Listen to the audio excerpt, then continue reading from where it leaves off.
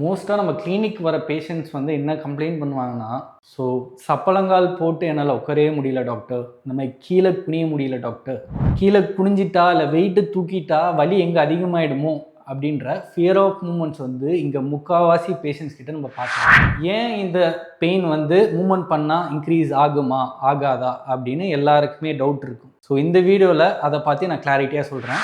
So நம்ம age ஆகும்போது மூமெண்ட்டுக்கு பயப்படுறது ரொம்ப சகஜம் தாங்க. ஆனால் இந்த மூமெண்ட் பண்ணாதனால என்னென்ன பிரச்சனை வரும்னு தெரியுங்களா? ஒன்று, நம்ம ஜாயிண்டில் இருக்க லூப்ரிகன்ஸ் கம்மியாகிறது. ரெண்டாவது, மசில் ரொம்ப டைட்டாகிறது. இன்னொன்று, உங்களோட பேலன்ஸ் கூட குறைய நிறைய வாய்ப்பு இருக்குங்க. ஸோ இதுக்கு என்ன பண்ணலான்னா, ஸோ உங்கள் நியர்பையில் இருக்க இல்லை ஆர்த்தோபீடிஷன்ஸோ இல்லை ஃபிசியோதெரபிஸ்ட் கிட்ட கன்சல்ட் பண்ணிவிட்டு உங்களுக்கு ப்ராப்பரான சின்ன சின்ன மூமெண்ட்டை கற்றுட்டு வீட்டில் ட்ரெயின் பண்ணுங்கள். ஸோ மசிலில் ரீட்டைன் பண்ணுறதுனால உங்களுக்கு ஃபர்தரான இந்த நீ பெயினோ இல்லை ஷோல்டர்ஸ் பெயினோ எனி பெயினாக இருந்தாலும் அதை கிராஜுவலாக குறையதை நீங்கள் பார்க்கலாம். ஸோ மூமெண்ட் ரீட்டைன் பண்ணுறதுனால ஹெல்த்தி லிவிங்கை நீங்கள் வந்து கெயின் பண்ணலாம். இதுக்கு நான் கேரண்டி.